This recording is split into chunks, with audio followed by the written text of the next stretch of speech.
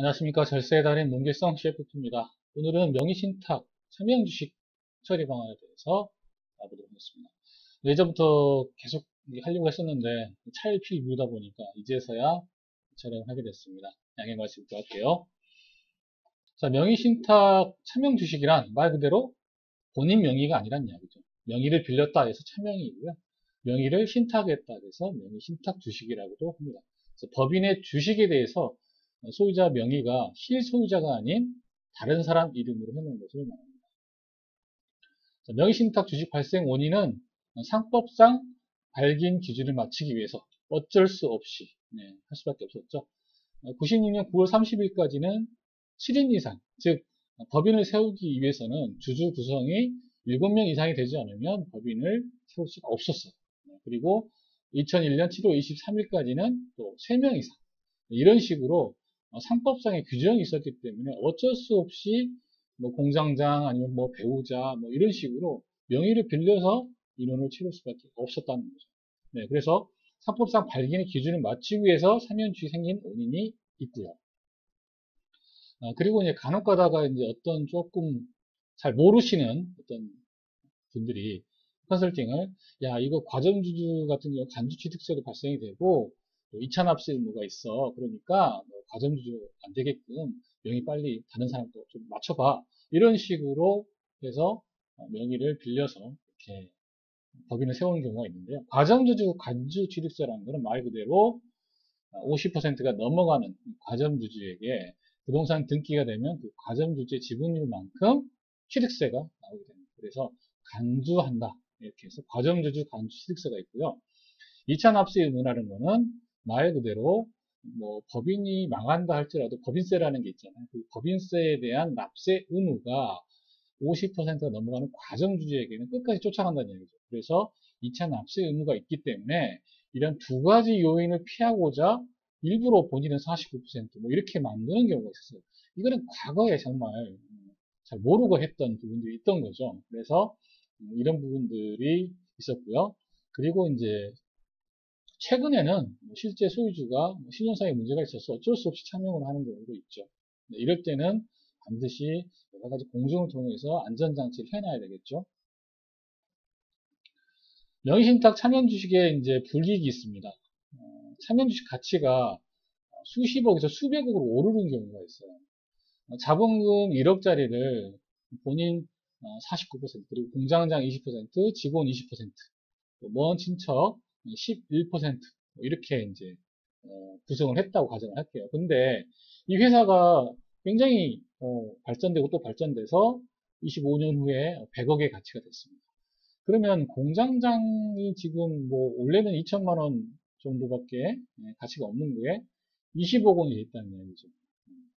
이렇게 그 어마어마한 차이가 발생이 됩니다. 실제로 제가 상담을 하다 보면 대표님께서 이 공장장 같은 경우도 지금 이 가치가 얼마인지 모르니까 지금 가만히 있지, 만약 가치가 얼마인지 알면 이렇게 소유권을 주장하고 또 이렇게 좀 여러 가지 분란이 있을 수 있을 거다라는 걱정을 하시더라고요. 자, 두 번째로는 차명자의 사망으로 유족의 차명 확인이 불가하다. 제가 상담했던 그 고객님 같은 경우에는 베트남에다가 법인을 만들었어요. 근데 그 법인이 직원 명의로 이렇게 차명을 했다는 거죠. 그런데 이제 이분이 또 베트남 여성과 결혼을 했어요. 근데 어, 직원분이 췌장암으로 사망을 했습니다. 그래가지고 베트남 여성분이 본인의 소유다라고 주장을 해버리는 거죠. 그래서 소송까지 가고 조금 복잡해지는 상황이 생겼습니다. 그래서 지금 당장은 괜찮아요. 지금 당장 괜찮은데 그분이 돌아가셨을 경우에 환원의 문제가 굉장히 많이 복잡해집니다. 그래서 살아있을 때 빨리 처리하는 게 굉장히 중요합니다. 세 번째로는 차명자의 신용 문제로 채권단에 압류 가능성이 있다. 차명자가 여기서 노름을 한다거나 신용 문제가 있는데 채권단이 알 수가 있겠죠. 그렇게 되면 압류의 가능성이 생기게 됩니다. 실제로 저는 그런 사례도 봤어요. 차명자의 변심으로 인한 소송전, 이거 가능성이 충분히 있습니다. 가압상수 공제 50% 보유 기준 적용 불가. 가압상수 공제를 받기 위해서는 특수관계자 포함해서 50% 이상이 되어야지만 가압상수 공제 최대 300억까지 받을 수가 있는 건데 근데 이거 못 받는다는 이야기죠. 그죠? 가압상속 문제를. 그래서 이런 부분들에 대해서 조금 불이익이 발생할 수 있다는 겁니다. 그리고 2020년 세법 개정안 초과유보소득 변환 간주. 이 부분은 만약에 차명주주가 20%고 본인 뭐 특수관계자 80%다. 그래서 가족법인이다. 근데 20%를 이제는 초과유보소득에 대해서는 배당으로 줘야 되거든요. 그러면 또 거기에 또 돈이 들어가게 되면 차명자의 또 통장에 돈이 들어가서 그 돈이 또 회수해 와요. 이런 여러 가지 복잡한 문제들이 계속해서 발생이 된다는 이야기죠. 자, 그러면 어떻게 이 참여 주식을 환원을 해야 될까요? 첫 번째 방법은 명의신탁 주식 실제 소유자 환원 제도라는 게 있습니다. 나라에서 이렇게 환원해 가라 이런 건데요. 검토 순서는 먼저 내 업종이 조세특례법 시행의 2조에 중소기업에 해당하는지 먼저 봐야 되겠고, 두 번째로는 설립일이 2001년 7월 23일 이전인지 확인해야 됩니다. 제가 처음에 말씀을 드렸지만 상법상 발긴 기준을 맞추기 위해서 어쩔 수 없이 뭐 나라에서 정한 법을 내가 준수하다 보니까 이렇게 됐다. 뭐 어떡할래? 이거잖아요. 그래서 법인 설립일이 2001년 7월 23일 이전인 경우, 그리고 환원 조건이 참여주식 정보를 실제 소유자에게 환원하는 조건입니다. 이렇게 검토 순서를 보고 여기에 해당이 다 되면 이 환원 제도에 대해서 검토를 하고 시행하시면 됩니다. 자, 명의신탁 주식 실제 소유자 환원 제도 절차는 먼저 사전 상담을 합니다. 세무서 재산세과에 가면은 명의신탁 주식 환원 담당자가 있어요. 그분에게 가서 여러 가지 서류를 보여주는 거죠. 어떤 서류? 뭐 주금 납입 증명, 증자 및 감자, 배당 뭐 이런 상황들, 그리고 주식 상환 변동 등, 그다음에 특수관계인 여부 이런 부분들을 서류를 준비해야 가서 가까운 세무서에 가서 상담을 합니다. 그리고 확인 신청을 하고 만약에 이제 거기서 이제 그 담당관이 이거 가능성이 있네요 라고 이야기를 하면 그때는 이제 모든 서류를 준비해서 사업장 소재지 관련 세무서에 가서 확인 신청하고 확인 심의하고 결과 통지하고 세금 확정하게 됩니다.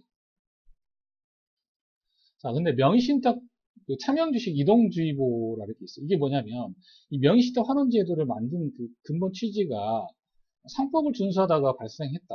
근데 왜 우리가 이렇게 총대를 매야 되냐? 뭐 이거죠. 그래서 민원 제기가 굉장히 많았어요. 그래서 여론이 악화되니까 이런 부분도 사전 차단하기 위해서 명의신탁 환원 제도를 만들었고요. 그 다음에 바로 11월 29일 날 차명거래 금지법, 차명 주식 등 처벌을 위한 관련 법령을 마련했다는 거죠.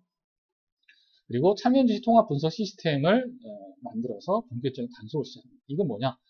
차명주식, 주식의 거래 모든 현황들을 다 데이터베이스화, DB화했다는 거죠.